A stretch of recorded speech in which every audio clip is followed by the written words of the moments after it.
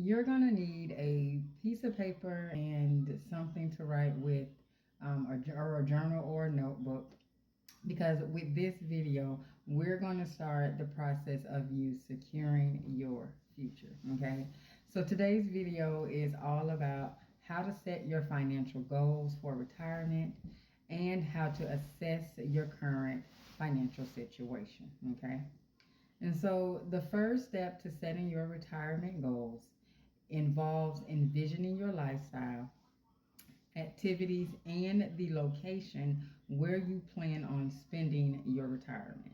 Okay.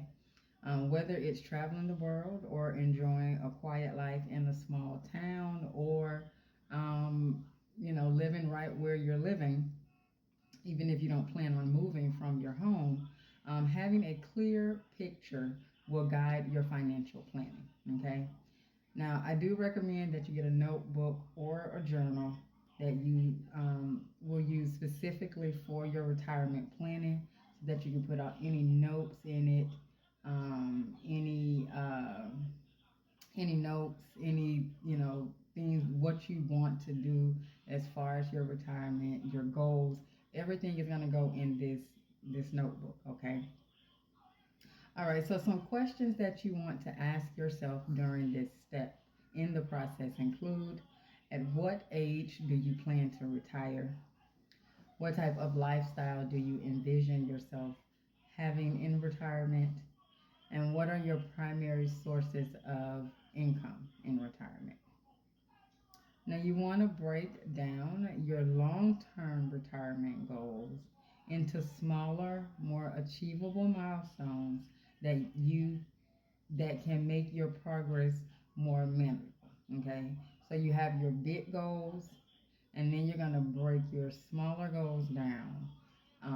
Break the big goal down into smaller goals. Okay.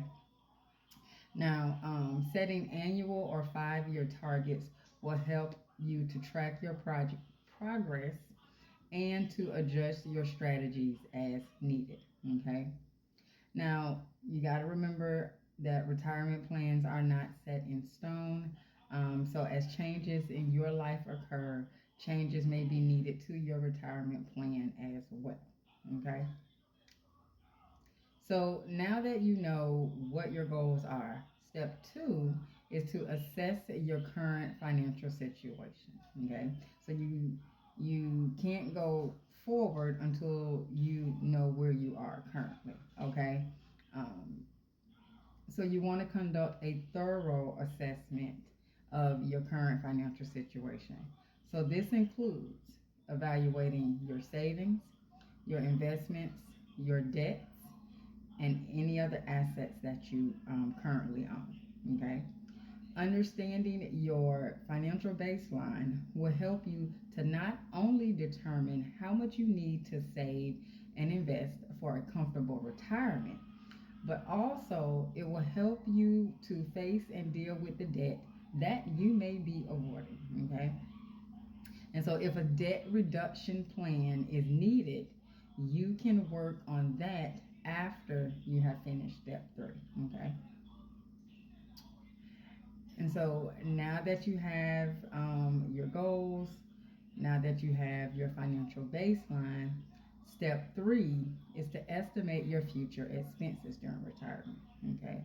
And so this step begins with knowing your current spending habits. Okay.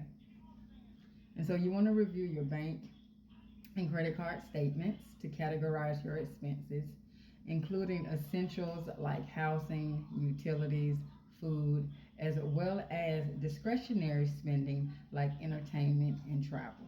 Okay? And so this provides you with a clear picture of your baseline spending. Now, I'm not one of those people who, I don't tell people to cut back. Okay. I'm not one of those people that's into like, oh, maybe you need to cut back. I'm into maybe you need to figure out how to bring in more money, right? Because you saving $5 on that coffee, I mean, yeah, you could be putting it towards your financial future, okay? But I mean, it's $5 for coffee. So it's like, how can you make $5? You know what I'm saying? Is there something that you can sell to bring in more money so that you don't have to cut out your $5 coffee, right? And so this would be a time where you also can start thinking about, what can I do to bring in more money so that I can invest more into my future. Okay. Um, so that's just, another way of reframing when you think about your spending. Because one of the things that I have noticed is that when when you're working with your finances and you're going through your finances, people, we tend to like, oh my God, I gotta cut back, I gotta cut back, I gotta cut back. But sometimes there's nowhere to cut back. And so what you need to do is figure out, how can I bring in more, right? How can I bring in more so that I can do the things that I want to do, right? But that's just my thought process, the way I look at things. But everybody's different. If cutting back is what you feel like you need to do, you do what works for you, because at the end of the day, it's your retirement plan, it's your financial plan, and so you have to figure out how to make it work for you and your lifestyle. Okay? All right. So now, you must also take into consideration how your lifestyle may change during retirement. Okay? So some expenses may decrease, such as your commuting costs, while others, like healthcare or leisure activities, may increase. Okay? It's also important to factor in inflation, as the cost of living generally rises over time, impacting your future purchasing power. Okay? Now, you will be taxed on your retirement funds, so that has to be factored in as well. And it is imperative that you understand how different income sources, such as Social Security, pensions, and withdrawals from retirement accounts, are taxed, so that you can create a more accurate expense estimate. Okay? Now, by setting clear financial goals, assessing your current financial situation, and estimating your future expenses, you can lay a strong foundation for your retirement plan.